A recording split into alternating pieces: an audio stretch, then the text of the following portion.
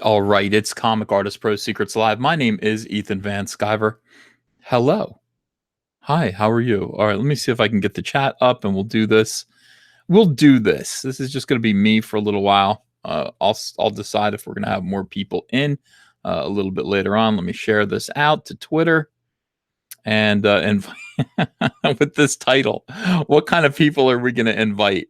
SJWs pretend not to understand their destructiveness. Live chat. They do pretend not to understand what they're doing. And, I get more and more messages and I read more and more articles about how crazy things are in the entertainment world. Hey, how are you, everyone? Hello, hello.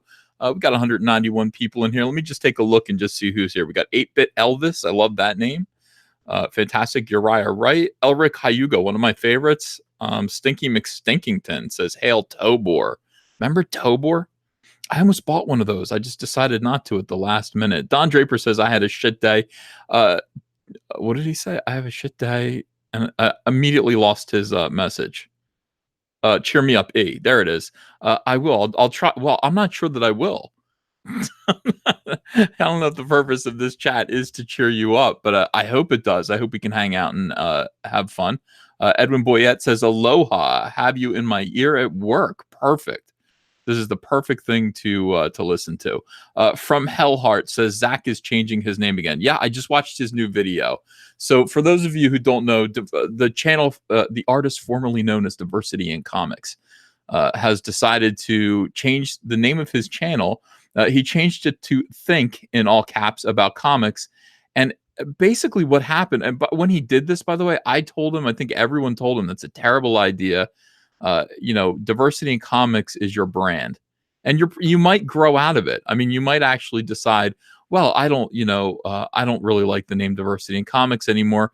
Well, I don't think the Beatles liked the Beatles by the time they got to 1968 or 69. But that is their name, and that's what people know them as. And therefore, you're the fucking Beatles. Well, they weren't. They broke up shortly after that.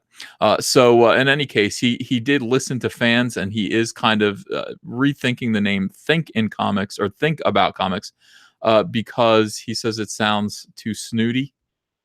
It does sound very liberalist. So he is going to do it again. Some people suggested, your boy Zach. Of course, it should be called your boy Zach. Hey, thanks GRP Paul for $2. Hail Caesar, winner of the Gator Awards Lifetime Achievement 2018. Grateful for that. Thank you. Yeah, they did bestow upon me that award, and I was thankful. Ian House says Kyoko. Well, he did, and he did it live on. Well, he did it on camera. If you watch the Imagine documentary, and if you want to see John Lennon and Yoko Ono naked and making love, they actually did do a sex tape, kind of. And it is a part of the Imagine documentary, and it will be seared into your skull. You will not be able to forget it. So yeah, he's saying your boy Zach is probably the channel title that people would accept, but he is most likely going to go with an equally terrible name, which what was it? Comics are important or something like that. I mean, something that implies that comic books are important. They're not important. I disagree. They're not ultimately important. So I think that's another bad idea. They're fun. They're entertaining. But are they important really? Or are they necessary? No, just for people's livelihoods, just for cultural reasons. We should kind of always have comic books around for self-expression as an art form. But I don't necessarily think that stressing that comic books are vital or important or anything like that is the way to go. Gateway into Comics for $2 says, about DNC, it was a bad idea. Yeah. I agree. What did I say that was gross? I can't remember. Oh yeah, John and Yoko making love. Johnny Dollar, thanks for $4.99. I was so wanting an EVS live stream at work today that I watched Nasser eat his lunch. Ew, that's disgusting. Though, listen, I'm gonna try to do these daily. Right now, I'm doing a great shot. I'm working on a big kind of splashy drawing of one of the Vespis wasps or hornets sticking its tongue down a woman's throat. And so I just thought, well, maybe I'll take a break and say hi to people. Um, important. Yeah, Cokeman says important. Maybe is it comics are important? What is the name of the? I can't remember the name of the channel that he's thinking about now. But I didn't like it. I wanted it to be more fun. I think it should be called Your Boy Zach. Anthony, the Insomniac Drunken Monk of Alterna fans. What a great name. Says, hey, EVS, thanks for supporting Alterna and Peter Samedi. Hashtag Team Comics loves you. Well, I love hashtag Team Comics. And frankly, Peter Samedi is doing great stuff out there. And I'm going to make it. I'm going into 2019 optimistic about supporting independent comic book ventures, and certainly Peter Samedi is high up on the list as somebody who deserves a lot of support, a lot of attention. I think I said last night. Last night I went on Coach Red Pill's channel and had a long interview kind of conversation with him. And let's see. Never Cold says, "Can I have a shout out, EVS? 2019 is kicking my ass so far." It's only been 5 days. Yeah, Never Cold. Shout out to Never Cold. I hope things get better. GRP poll $2. Cobra la la la la la. I don't get the Cobra thing with the war campaign yet. I'm not sure about it. Let's see. Black Angus Reviews, thanks for $5, says, I'm working on a Trump Awakens short clip. Be sure to sub Uncle E and Company and check out my friends Sith Kryptonian and the Rookie Critic. So there you go. And Alec Munoz says, EVS, please get Richard to change the name. So dumb. Well, he is changing the name, but he is not listening to me at all. Yeah, I went on Coach Red Pill last night. He's got a big channel, and started talking to him about Comicsgate and talking to him about how I feel like 2017. And this is like the best analogy that I can come up with, but I realized a flaw that could easily dunk on this analogy. But I said 2017, with all of the drama, all of the craziness that happened in Comicsgate, all of the accusations, all of the fighting, all of the harassment, all of this stuff. It was very much like just a volcanic eruption. It was a lot of destruction. Okay, so stuff had to happen. A lot of stuff was building up, and it needed to explode. It was like a volcano. And 2018 was very much like, okay, so the lava is settling, it's cooling, it's forming an island. And by the end of 2018, I really think that a lot of the drama had calmed down. People had sort of changed their focus. I came along, I think I said I was Comicsgate around February of 2018, and just started to build on this idea that, we need to actually create an alternative platform. We actually do need to publish. We have to publish our own comics. We have to get our own company started as an alternative, so people don't have to bow and scrape to SJWs. People are afraid. Now, the thing about this business is that people are afraid of talking back. It's like, oh my gosh, Ethan, I get so many notes from people who are like, Ethan, you have huge balls for this. I'm like, I don't. It's like, I don't have huge balls for this. I'm angry at the way things are going. And I've decided that there's nothing that SJWs have at this point that I want or need. And I am going to answer them back. And what are they going to do? Call me, like, they've already called me a Nazi. I mean, they've already, told a bunch of people that I'm a white supremacist and a homophobe. What am I going to be, super Nazi and ultra homophobe? Fine. Then that's about the worst they can do, is already stress the accusations that they've already made. They've already doxed me. They've already, released financial information about me. They take pictures of my family and spread them around. I'm really not sure of what else I need to be afraid of. Once they've done all that to you, there's not much else that they can do. So at this point, yeah, I'm going to fight back. And I think it is important. It's not about having balls. It's about saying, all right, look, how many more punches are we going to take before we start swinging back? And I think it's time to swing back. By the way, Sierra Whiskey, thanks for $1.99. Indie upcoming. Have you heard the buzz? No, I haven't. My head has been like, seriously. I'm not paying attention to almost anything that's going on. I'm sitting here drawing frogs. Logan Cook says, for $5, says, it just goes to show how broken these people are mentally. Why would you attack a publisher ever? Well, why would you attack anyone either? But still, yeah, it's a good point, Logan. I don't understand why Peter Samedi became a target of these animals. But if they target the Brightwisers, Let's be honest. They target the Brightwisers. Why wouldn't they target? There's nobody that they wouldn't target. They would target Mother Teresa. They would target anyone. So I understand. And Peter Samedi is here's the truth of the matter is that they attack people who scare them. Peter Samedi scares them. And that's what it is. Edwin Boyette, thanks for $5. Narwhal Earthbound is going to get published via Ben Hennessy and Cautionary Comics. Hey, congratulations. Congratulations to Narwhal and congratulations to Ben Hennessy. That's a great partnership there. So anyway, back to my analogy. The lava is cooling. It's become an island. It's livable. We just have to build a civilization on it. And that's what 2019 is. It's like Hawaii. It's like the Hawaiian Islands where our friend Edwin Boyette lives.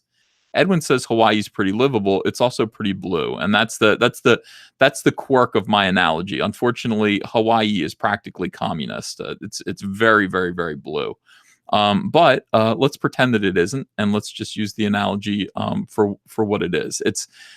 We have because of the destruction, because things have calmed down, and we have established the fact that we need to build something new. We do have this land now that we can actually build a civilization on. We have to do it because, if we don't, it's like the mainland of the United States.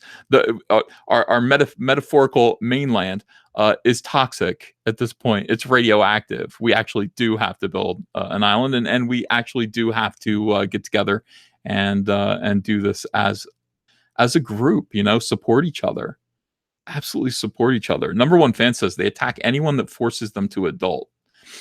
Yeah, but it's not only that, it's that he shows that it's possible to exist without them.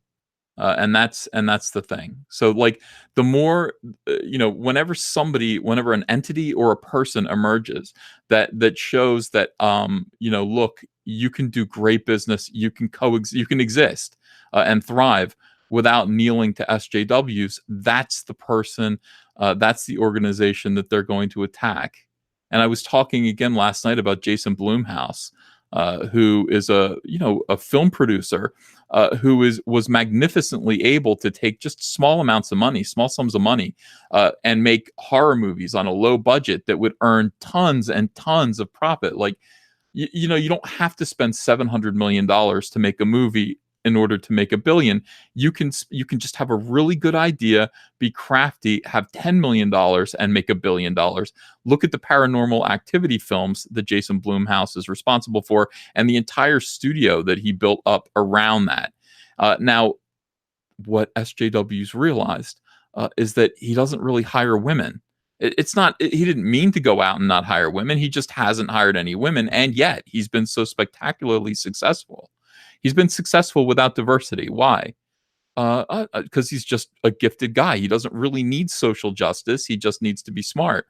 So they went after him hardcore. Where are the women? How can you have this company and not hire women? I don't know, but coincidentally, I'm making massive amounts of profit. I'm making 1,000% profit, and movies that people actually want to see, and I'm doing it without kneeling and scraping to SJWs. Now, unfortunately, Jason Blumhouse went, yes, SJWs. Let me fix that right away. Let me list all the women that I'm going to hire into my company. But that's the point. Once you actually show and demonstrate that you don't need social justice in order to thrive, you are a direct threat to them. And Peter Samedi just said, look, if social justice means that I'm going to ignore this big portion, this enthusiastic fan base, okay, that is Comicsgate, and not, vie for their business, I don't want it. I don't want social justice. I want to just be alternative comics, selling comic books to everyone. I don't want to ascribe to some weird religion. I don't want to join a cult. I don't want to be a part of this union. I don't want to be a part of these union thugs. I don't want their protection. I want them to go away. And he's been incredibly successful. Is it because, is it inspired? I don't know why, but he's just been incredibly successful because he's actually speaking straight to the customers, and that is why he is thriving, and that is why they tried to destroy him. Ian House says, for 4.99. Thank you. Zach is trying to choose between Comics Matter, don't like it, and Comics in Crisis, much better. Comics in Crisis actually has. It's funny because of Heroes in Crisis, and it's a little bit more dramatic. Comics Matter just they don't do they matter? I'm not sure that it's a true statement.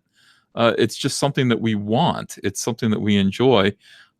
Good comics matter, I would say, but Comics in Crisis is a better title. Your boy Zach is the single best. Logan Cook for $5 says also, do you like what Ruben and Peterson are doing with their Patreon replacement? Sounds like it would be good for indie comics projects. Yes, that's exactly what I'm speaking of. SJWs do, utilize letter writing campaigns, phony letter writing campaigns, email chains, all of these things in order to platform people. They have the ability to do that. I don't know why we don't do that. I don't know why we don't just say, look, these SJWs are totally harassing, all of these creative people and ruining their lives and calling them Nazis and just trying to literally drive them to suicide. You should not do business with them. Why don't we do that? Why don't we adopt their tactics? Because we're not cruel. We're not evil the way they are. They are positively evil. We should just be aware of the depths of their evil and their weird attitudes. Just sicko desires to hurt people who disagree with them. And we should just have an alternate plan and build things that are impermeable to SJWs, that we can actually thrive without them. And so that's what Jordan Peterson and Dave Rubin sound like they want to do. I support them in that. I think that's a great idea. And obviously, these Comicsgate little mini publishers is what we should begin doing right now. And of course, I think the market will sort out which of these little mini publishers grow and which don't. Just let the market decide these things. Jagerbomb, thanks for $5. He says, the legend George Carlin once said, PC is fascism pretending to be manners. Do you agree? Keep up the good work, be more offensive. Jagerbomb, I do agree. It is fascism pretending to be manners. These people are bullies. They're political bullies. And they get to sort of... social justice is basically, it's just grievance hierarchies. It's just... a means by which far left wingers can gain control while pretending to be virtuous. If you pretend to care about people so very, very much that you've got to be an activist about it, but really what you're doing is you're putting people down. You're in a very racist and sexist way, putting people into boxes, classing people according to surface traits, skin color, their genitalia, and then classifying them as victims and who's the most victimized, and therefore who has privilege and who doesn't, and who needs to be uplifted, by the way, by white people. It's always these white people who are going to uplift these marginalized people because they have the power. So that's extra racist. That makes them feel good about themselves. It's important that SJWs, and this is the attraction, the attractiveness of SJWism for bullies, is that they get to be bullies. They get to make you feel, their entire goal is to argue with you in a way that makes you feel absolutely horrible about yourself while they feel great about themselves. So it's this kind of massage for their own egos, for their own sense of virtuousness and self-righteousness, while they make you want to kill yourself. And that is what SJWism is. It is fascism. It is evil. And of course, they all go, oh my God, I feel so much better. You're so good. You're so wonderful to each other, while they pretend that you are a monster. It's evil. It's absolutely evil. There's no doubt about it. Donut Swan, thanks for $10. Zach's videos make me angry now. I don't buy comic books. I buy Comicsgate books. He's laying down like a loser. No one cares about soy breakers. We care about backing a champion and watching him win. Okay. All right. So that's a point of view. Vince Rush Art, thanks for $4.99. And now he's having Todd McFarlane do Spawn there. Two awesome business people making awesome stuff.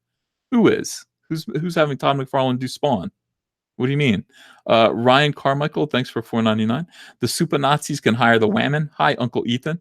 Matt Horkin, happy Friday, EVS. Can we expect VR Vader gameplay? How do I do that? How do I actually gameplay? You can't do that. You can't live stream VR unless I put. You can't, right? I can't think of how to do that. Donut Swan says I can sing Shakira's "Hips Don't Lie" really good. Okay, that's is that something to put on a resume? I would say so. Um, yeah, Ben Shapiro's wife is a doctor. Someone points out.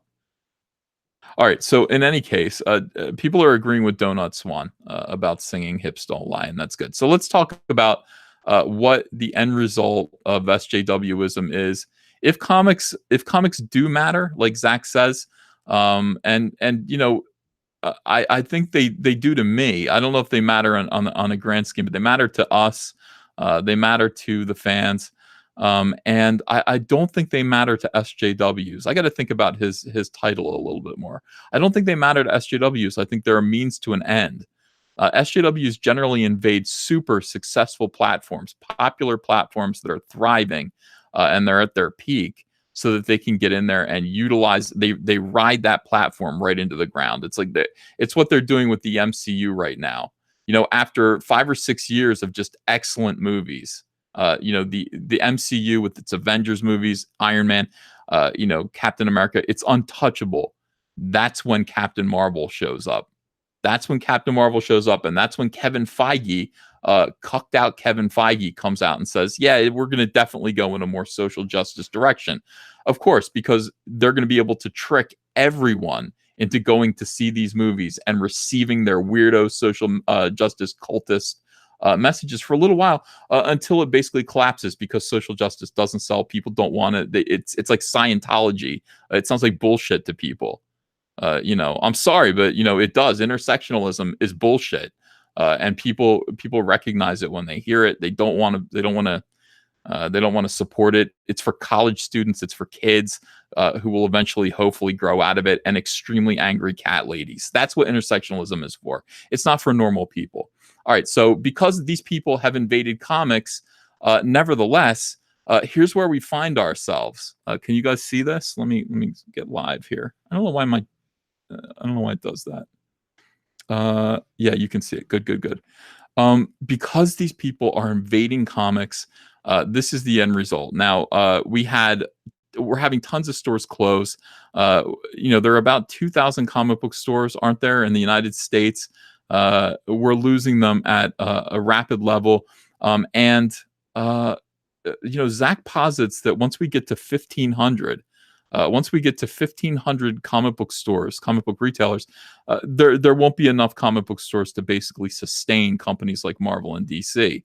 Right now, Marvel and DC are invulnerable, seemingly to market forces, because Warner Brothers is propping up DC, and obviously Disney is propping up Marvel Comics. For how long? We can only speculate. How much longer are they going to be allowed to be, kind of a loss leader for these two gigantic corporations, just for the sake of utilizing their characters for video games and movies? I don't know. But in the meantime, you cannot sell comics when there's no place to buy them. Mile High Comics closes its Glendale store after 28 years. Mile High Comics, for those of you who don't know, for those of you who don't understand, Mile High Comics is an institution in comics. They are, I don't know how many stores they have. They have 4 or 5 stores. They're located in Colorado. Mile High Comics, most comic book fans know them because they had advertisements in all of the comics back in the 80s, and in the 90s. If they would say, "Hey, here, what are you missing?" And they'd have like a checklist. They'd be like, "You can buy these comics for like $1. These comics are $1.75," and they'd have back issues that you could order through the mail. And this was before everybody kind of went to retailers. Somebody my age, I was 12, 13. I couldn't go to a comic book store.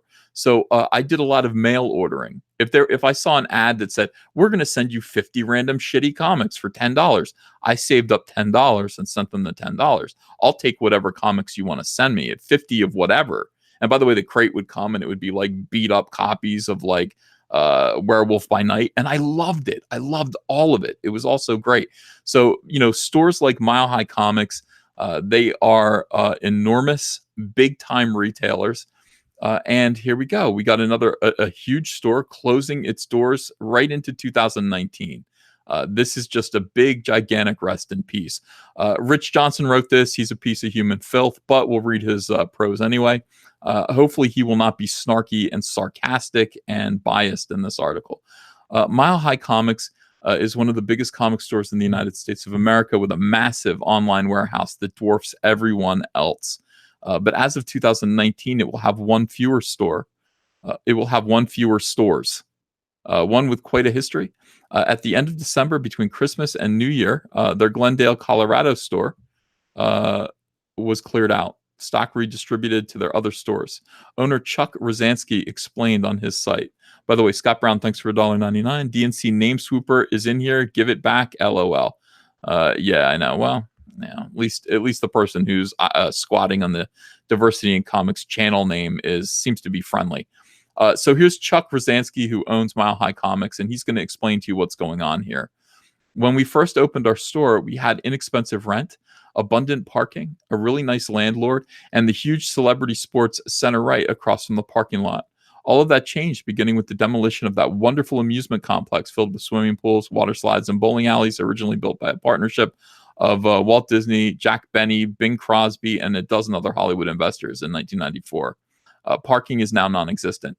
We have was Jack Benny alive in 1994? No, he wasn't. Hang on a second. God damn it. Jack Benny died in the 70s.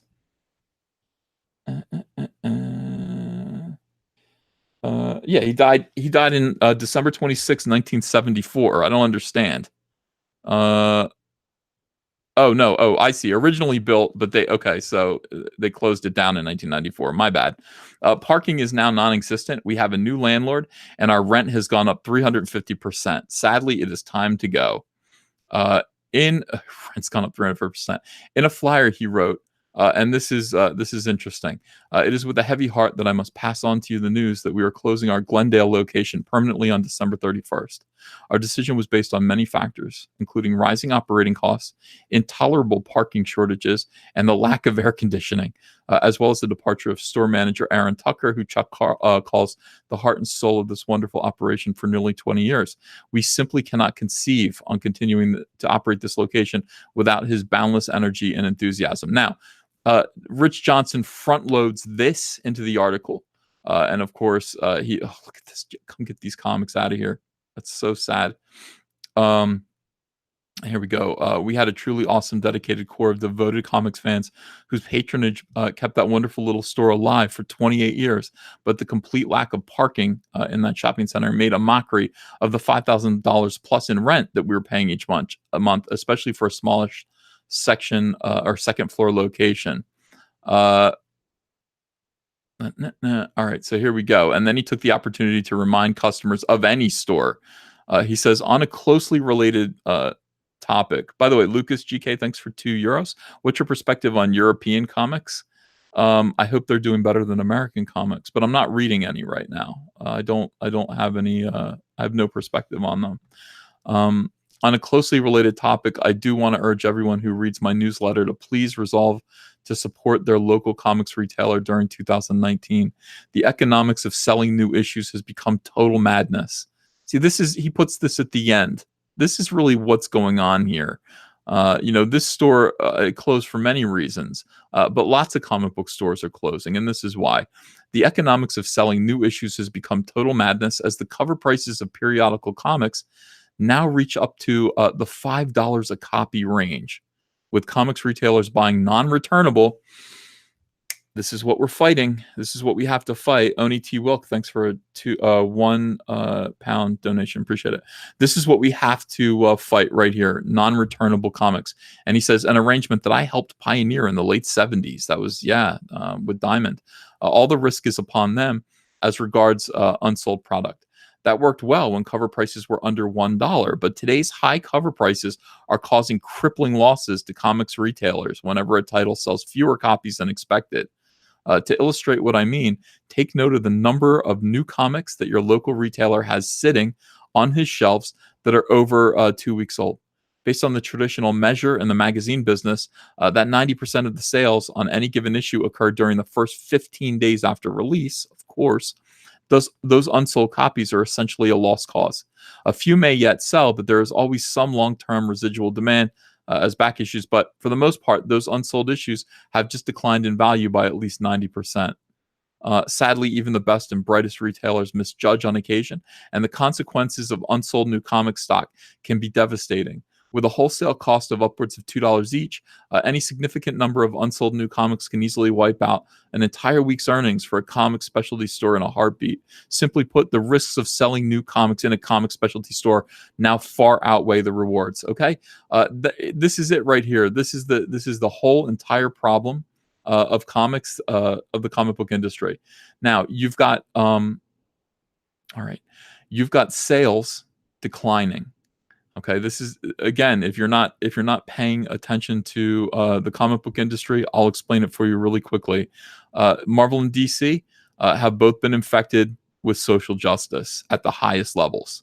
Okay, it's not just, hey, there's a couple of, it's not just like, Tom King or any other. Tom King isn't an SJW that I know of, but any of the big talent, even though they are SJWs and they are producing SJW comics, it's at the highest levels. I mean, the people who are actually pulling the strings are aware of what's going on in comics and helping make decisions and pushing forward an agenda that is destructive to the comic book industry that people don't want to pay for. Bill Clinton's former campaign manager, Dee Dee Myers, runs DC Comics. They're working at Warner Brothers and is overlooking what goes on at DC. There's no way. You've got Marvel Comics. Obviously, everyone over there at this point, they've gone full-fledged converged with social justice warrior politics. It is absolutely insane. So they hire editors here and there who are super dedicated to social justice, to their politics, to their ideology. And once you let one editor in, you're going to kind of turn the other, and turn away, while he brings in tons and tons of just absolutely talentless SJWs who produce books that nobody wants to buy. Unsellable product that sits on shelves. Zach actually pointed out today that most of these people, they realize that these SJWs realize that their comic books will not sell on a retail shelf. They're just hoping that Hollywood's going to come by and scoop up the movie rights or the television rights or something like that and pull them out of extreme poverty. In the meantime, these books do not sell. They don't sell. Social justice comics, they don't sell. Okay, so because they don't sell and the sales have declined, now Marvel and DC and Image and all these other companies have to find new tricks to keep their numbers up. The books might not be selling, but how can we actually extract more money for less interest? And that's where variant covers come in, sometimes 50, 70 variant covers on a single issue. That's where double shipping, that's where over shipping, all of this stuff happens that absolutely destroys retailers. Now, once the retailers receive this product, Diamond has received their money. Marvel and DC and Image have received their money. Everyone's received their money except for these poor retailers. Now they have to actually try to convince people to buy this stuff, and nobody wants to buy this stuff. Nobody wants to buy this shit. They don't want to buy it. Here's another way, by the way, raise the cover price to $5. So now you're asking people to come in and buy a comic book by Chris Sabella, whatever his name is, some ridiculous piece of garbage, and to actually, not only do they not want this comic book, even if they did want to take a chance on it, it's $5. Comics are way too expensive for 20 minutes of being lectured and patronized by these weird soy-based beardy goon men, a goony beard men. That's better. Weird soy-based goony beard men who want to tell you about why they hate Nazis and you should punch them. So that is the situation. Of course, these stores are going to go out of business. Of course they are. The books are non-returnable. Okay, that is the trap. That is the big problem. Now, if we could flip one switch in comics If we could flip one single switch in comics, everything would change. That switch would be make this product returnable again.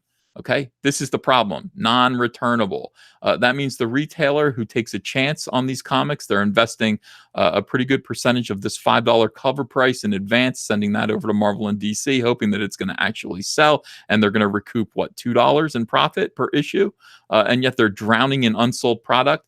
Okay, let's just say that if these books suck and they're not going to sell, we need to be able to sell them back. DC, Marvel, Image, you need to buy back this unsold product. That's it. Now, why doesn't Comicsgate have this problem? We don't have this problem because we're selling direct to customers. There is no middleman. There's no retailer that we're selling our books to right now. Every copy of Jawbreakers, every copy of Cyberfrog, every copy of Lone Star and Graveyard Shift has been sold. There's actually a buyer for it. Somebody actually purchased it. In mainstream comics, there's this middleman, the retailer, who has to trust Marvel and DC to put out a product that's stimulating, exciting enough, that sells itself so that they can actually make their money back. And their margins, their profit margins are really, really thin. Michael Schofield. Oh, I love Prison Break. Thanks for $5. Hey, Ethan, I loved your old content, but everything after December 15th, 2017 was just problematic. What happened after December 15th? Ian Howe, thanks for $4.99. Comics are way too expensive. Where am I supposed to find $4.99? Good point. And where are you supposed to find $4.99 times 20 every month? A lot of people just don't have that money to invest. Geek Assault, thanks for $5. Big fan of your channel. I even bought a Cyberfrog t-shirt.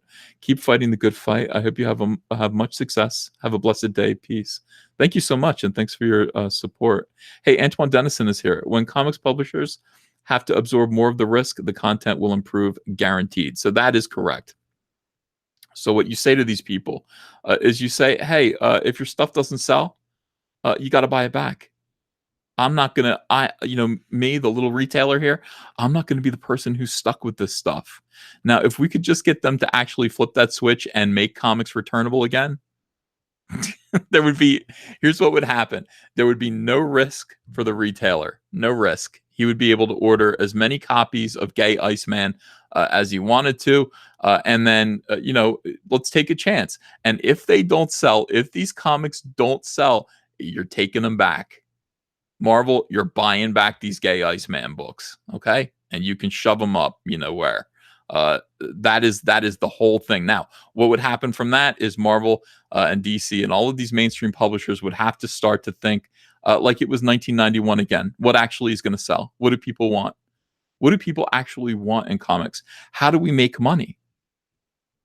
Now, there's going to be a little bit of padding for that because, again, as I said, there's no reason for Marvel and DC because they're Warner Brothers and Disney to really pay too close of attention to, ultimately they're going to be okay, one would think, until Warner Brothers and DC just kind of says, all right, let's pack it in, folks. Comics are a lost cause. But for other publishers, for other people who are shipping their product to comic book stores, it's going to make you think twice. You want to send your weird lecture in comic book form to a comic book shop. Well, you're going to buy it back if it doesn't sell. Paragon, thanks for $5. What makes this worse is a lot of these SJWs probably don't truly believe in what they're selling. They just want to look like virtuous people. SJWism is for bullies. It's the perfect, it is the perfect place for bullies to hide. It's like, oh, what do you mean? I get to pick on people? Look at Renfamist. She's a full-time bully. She worked with the Republican Party for a little while, telling people that she was going to open fire hoses on gay people who were fighting for their rights. Hey, when she got tired of that was no longer a suitable venue for being a dick. Let's go over and be a shithead on the left. Hey, there's comics. I can actually be a shithead and get praise from the left by being a bully over here. Bullies are bullies. Just give them a cause. So SJWism is a cause. You get praise, you get warm validation from other weirdos for being a jerk to normal people. Of course, that's exactly what this is. Michael Schofield again. December 15th was the release date of The Last Jedi. LOL. Oh my God. No, it wasn't. It was the 19th, wasn't it? No, it was the 15th. You're right. The 19th is of course, is episode 9 that's coming up here. So that, again, that is my theory. Narwhal Books. Congratulations, Narwhal. Says it's Earthbound week. Earthbound signed with cautionary. Earthbound is in caps, by the way. That is the name of his comic book. It's really really good, and apparently he is going to be published through Cautionary Comics. Congratulations. So he says it's Earthbound week. Earthbound signed with Cautionary Comics. So this run is limited edition. Get it before the 9th, and then it closes forever. Panzer Wolf 666 says $5 too much for a comic book. Then my $1,010 for comics means I really got taken. Yeah, you probably bought an original page of artwork. Thank you for your support.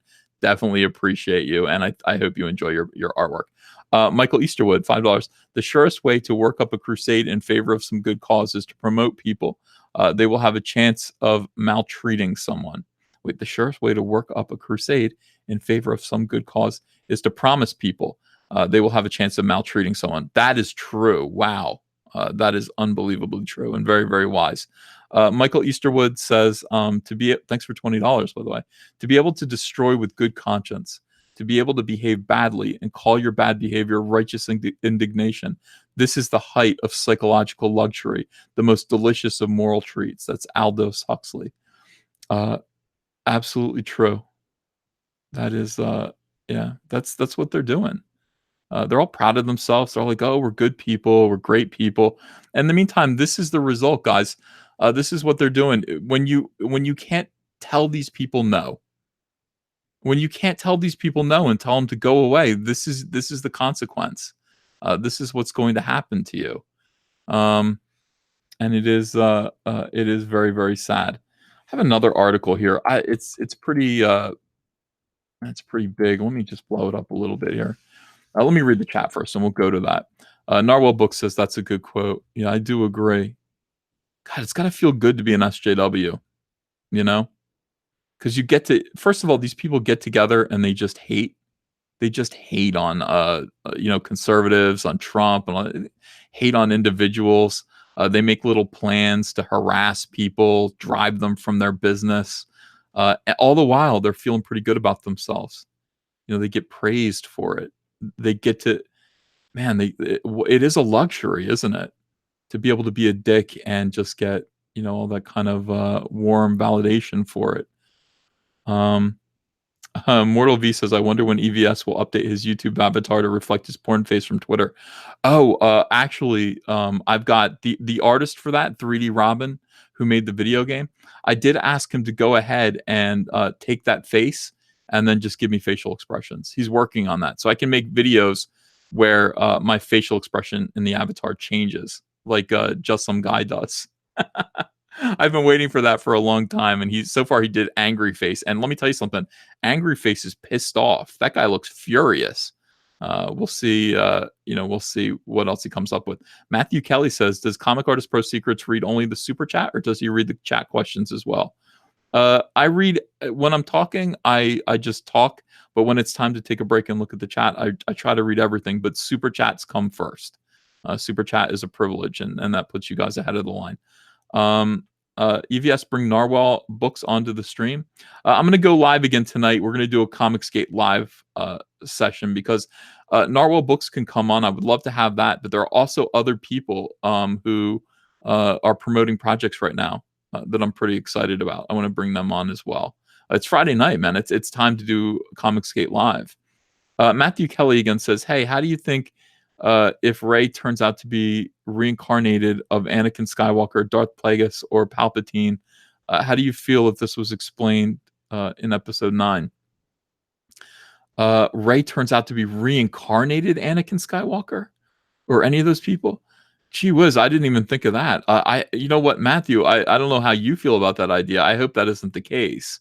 I am really hoping that she's Obi-Wan Kenobi's daughter, but at this point, we'll see how it goes. Dick Piano says, "Will you be boycotting Episode 9? Absolutely not. I don't believe in boycotting Star Wars. I go see it, I review it. I love Star Wars even when it's terrible. I still want to talk about Star Wars." Peter Armstrong for £1.99 says, "SJWs try to look good by making others look bad." Yeah, that's correct, and also making other people feel bad. Hey, really think about that. Like you go on Twitter and these people's entire purpose is to come in and just kind of ruin your day. Like they're gonna brigade you, they're gonna attack you, they're gonna try to make you feel bad about yourself for your beliefs. They're gonna lie about you, spread rumors about you, and it's all just for the purpose of making you feel awful. Think about what kind of people those are. Those are bad people. Objectively, they're immoral. They're bad people, and they have bad spirits, and shame on them. Eventually, somebody said to me in one in the comments section of one of my videos, they're like, "Are you ever going to get tired of talking about SJWs?" No, I will not. I think they're the great evil of our time. Aside from terrorism, there is terrorism, and there's actually SJWism within this country. It's destructive. It's hateful. It is pure hate, and it needs to be stamped out. It's racist. It's bigoted. It's cruel, and it needs to be stopped. I can't think of a better purpose, better use of my energy than fighting social justice warriors with all my heart. Colin McAdams says EVS closes his eyes when he talks. Only sometimes, not right now, obviously. Let's see. Indie comics are degenerate. Yeah, many of them are. Tommy Sarkinen says sovereign. Yeah, I get Andrew Huerta on. Andrew doesn't like to talk very much. I got to nudge Andrew in order to be on Comicsgate Live, because I run my mouth constantly. You really do have to like butt your way in. Like Doug TenNaples good at it. Cecil's very good at it. Mike S. Miller's really good at it. Nasser is. You have to kind of butt your way in and then say something interesting. I will not tolerate like dead air. Dead air just sounds horrible. Somebody like Andrew Huerta, great artist. I'm like, speak up, speak up. David Sutherland says, can you sign my Rose Tico? Absolutely. If you come see me at Star Wars Celebration, if you find me at Star Wars Celebration, I will walk around with a marker in my pocket and I will autograph whatever people bring me. Pretty excited about Star Wars Celebration. Dark Throne says, Darth Crone says, what are your favorite powers of Cyberfrog? I really like his tongue. I love his tongue. It's fun to draw. Also, I love his thunder croak, which is really cool. If you've ever seen frogs bark, like tree frogs, you watch them. They sort of swell up, like their chests, their necks. They blow up, and then they go rah rah rah rah, and they make a noise like a bark, like that. And it's really cool. I think only the males do it. I don't think females do it. And Cyberfrog is going to find out that he's able to do that, and it is going to have kind of a sonic, destructive power to it. Thunder croak. Fake Diversity in Comics says Rey is an Anakin clone. This is why we're going to see a Vader ghost. That might just be too complex for basic audiences. You know what I mean? I mean, all right. People are saying Rey being a Kenobi doesn't make sense time wise. Yeah, you're right about that. Yeah, well, what about granddaughter? What about granddaughter? Right? I mean, it could be. Could be because Kenobi would have died when Luke was young. So, like, if Obi-Wan Kenobi had a daughter, then she would be like 50 at this point or something like that. And so, if the 50-year-old had a daughter, then yeah, she could be right. Could be granddaughter. Absolutely. Yeah, Ruikin says, but we need variety, EVS, and fun SJW are becoming boring. Fighting social justice is becoming boring. Well, let me switch it up. But I have to talk about it. It is absolutely important, and that's what this episode of the live stream is about. 1,398 people. 1,417 people watching Comic Artist Pro Secrets live right now. Marvelous. Social owner sends me £5 and says this message has been removed due to white privilege. Yeah, how dare you? Cormoran, thanks for $2. Would you sign a printout of Robbie's red ring? I'm talking about, yeah. This is how sick this industry is right now. For those of you who don't know, an actual comic book pro who works for DC Comics, who's actually illustrating the infamous Zoe Quinn's Goddess Mode, just out of the blue one day on Twitter decided to take a photograph of his anus, of his butthole, of his back hole. Disgusting. And like send it to me publicly on Twitter. Hey Ethan, big fan. This is for you, or something like that. And it was just obscene, disgusting, garbage. And by the way, did he suffer consequences? No, he's still illustrating goddess mode. But this is, it's the strangest thing to be working in this comic book industry, such as it is. And I've said over and over again, it's like I don't want to be around these people. I don't want to be around them anymore. They're so degenerate. They're so depraved at this point, and their work is so poor. There's nothing to admire. There's nothing that I want to take from them or learn from them, or I don't want to associate with them. We have to build our own Hawaii. We have to build our own island. It's important. It's what we need to do. Wow, Steps in Gold, thanks for 10 pounds. Is 36 too old to start drawing comics? I did it earlier, but never pursued it. Well, Stebson, if you have the talent, it's never too old. You're never too old to start. Jack Kirby created the Fantastic Four when he was 42. So, really that's something to think about. And again, I was talking about Stan Lee, like really, how he created Marvel Comics. That was late. Believe it or not, I mean, well, not late. That was in the middle of his what should have been his career. He created Marvel Comics just because I think he was frustrated with the way things were going in the 1950s with comics. And his wife said, "Do one your own way," and that was Fantastic Four #1. That should be motivating to you. That gives me goosebumps when I talk about it. Master Clockwork says, "Why would Hermit Jedi have any progeny?" Yeah, was he always a hermit? I don't know. They'd have to explain it. Maybe he got a little something, during the prequel. I don't know. During the prequel trilogy. Who knows? I don't know. I'm just saying I would like Rey to be related to Obi-Wan Kenobi. That would be neat if she was of his bloodline. And that way, now Luke Skywalker is training Obi-Wan Kenobi's child. But for all I know, she's Yoda's daughter. That would be even better. Paragon, thanks for $5. Luke's daughter and Obi-Wan's granddaughter would be the best way to go. Yeah, obviously Luke's daughter is, we want to think that, she's Mara Jade's. We're going to see Mara Jade. We're hoping that we see Mara Jade, but there's so many ways that Disney can go to rescue Star Wars.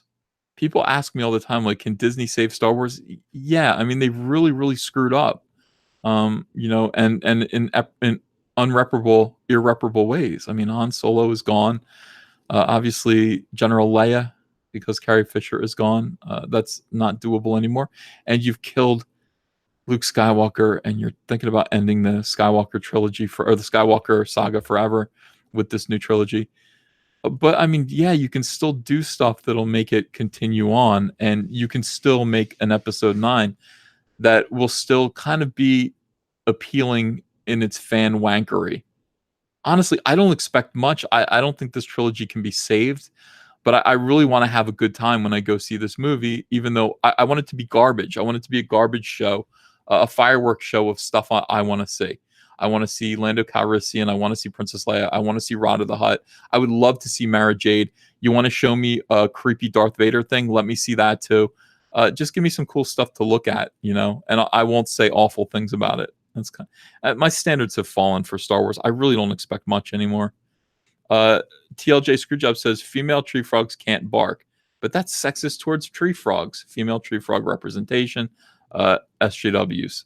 That is correct. I don't know if they can't bark. I just think they don't bark. I think they just don't bark. But female tree frogs are much bigger than the males. Males are they're little guys. Male frogs are manlets. So if Cyberfrog ever had a girlfriend, she would be like a foot taller than him. She would tower over him, which would be weird. Hey, baby, I'm live, but can you?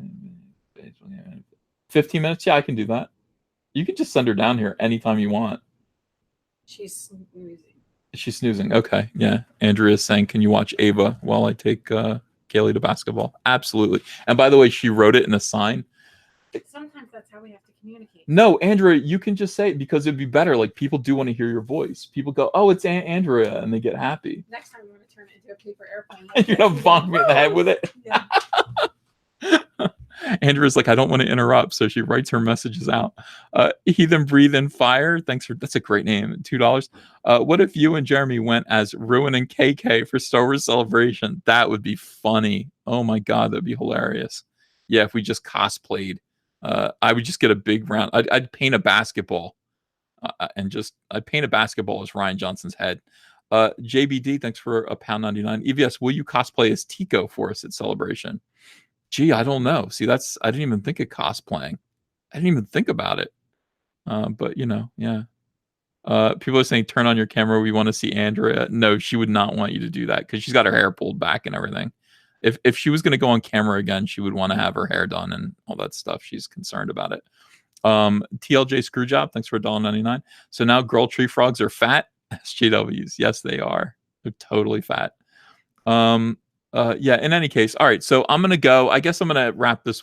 This is kind of a mini live chat tonight, this afternoon. I'm gonna do a bigger, longer one, probably around 9 p.m. tonight. That's gonna be Comicsgate Live. I'll have a lot of guests, and it'll be fun. Narwhal, if you're listening, I hope you can make it. I'll send you a link, and hopefully Cecil will be there and all of that stuff. Krista Joe says, you've had a lot of negativity attacks personally and professionally. Could you talk about any positivity that's happened since starting your channels and going independent? Krista, everything has been positive other than that. This is a good way to end this chat.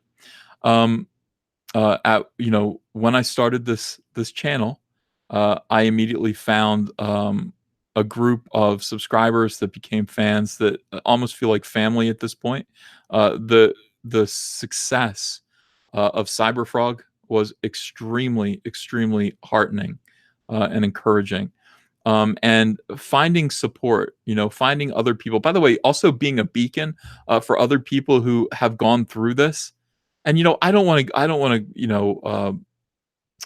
crawl up my own ass too much here, but like seriously, like being able to stand up and say, you know what, like you don't have to feel awful about this. Like there are people who have gone through the harassment, the abuse, that have had their lives turned upside down by social justice warriors, but there is light on the other side of the tunnel, and like it's here. Like Comicsgate is here, and we're strong.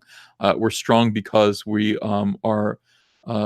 I don't know. We have fun together. We have good ideas together, and ultimately we have good hearts. So come be with us. We'll you'll find peace and you'll find fun again, hopefully, with this group, with Comicsgate, and you'll meet friends and stuff, and maybe form a little your own little community of friends within Comicsgate. That's significant. That's made me happier than anything else that I've ever done in comics. So the cost of all the good stuff that's come my way is an endless torrent of abuse from people who want to destroy my life. But for some reason, it isn't working, and I think that reason is because of you guys. So that's good, isn't that? I mean, Krista, isn't that heartening? Isn't that positive? Isn't that something to get excited about? To be happy about. So again, would I want anyone to go through what I go through, or what some of these other people, what Mike S. Miller goes through, what John Malin goes through? No, I don't want to any of them. I don't want anybody to go through this. I stutter when I say it. It's actually like a little PTSD. But I mean, it's just like, no, I don't want anybody to go through this. But the fact is that so many people are going through it, that all we can do is just kind of say, hey, come over here and join us, and confide in us, talk to us.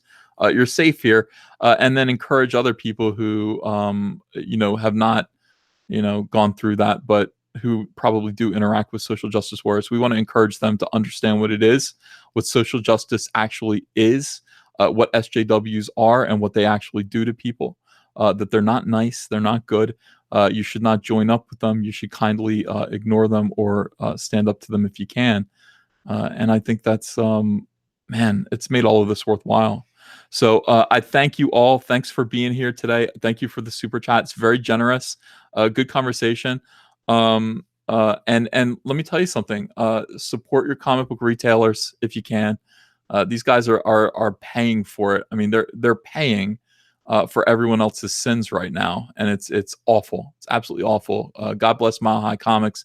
And I don't know. I don't know if I see a bright light at the end of that tunnel. But I do think that because of this, maybe we can push for returnability and buyback, and actually hold these comic book companies accountable for the fact that they're not creating product that anyone wants to buy anymore. They're trying to lecture the fans, and that at the expense of small businesses. It's bullshit. It needs to stop. All right, guys, thank you. And I will see you tonight at 9 p.m. sharp. I will be timely, and I will be here hopefully with a lot of fun guests. And I hope you'll be here too. Have a great one. Bye-bye.